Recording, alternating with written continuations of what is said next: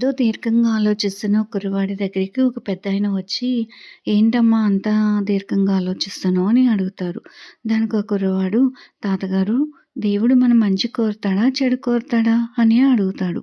అప్పుడు తాతగారు, "నీకసల ఆ సందేహం ఎందుకొచ్చింది?" అని అడుగుతారు. ఒక వేటగాడు పక్షిని వేటాడుకుంటూ వెళ్తున్నాడు. ఆ పక్షి చాలా భయంతో ఎగురుకుంటూ పాడుబడిన అమ్మవారి గుళ్ళోకి ప్రవేశించింది. అక్కడ దీనంగా అమ్మవారిని తన ప్రాణాలు రక్షించమని వేడుకుంది.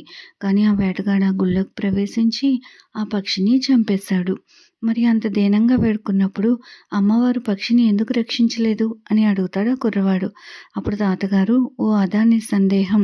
నువ్విలా అనుకున్నావు.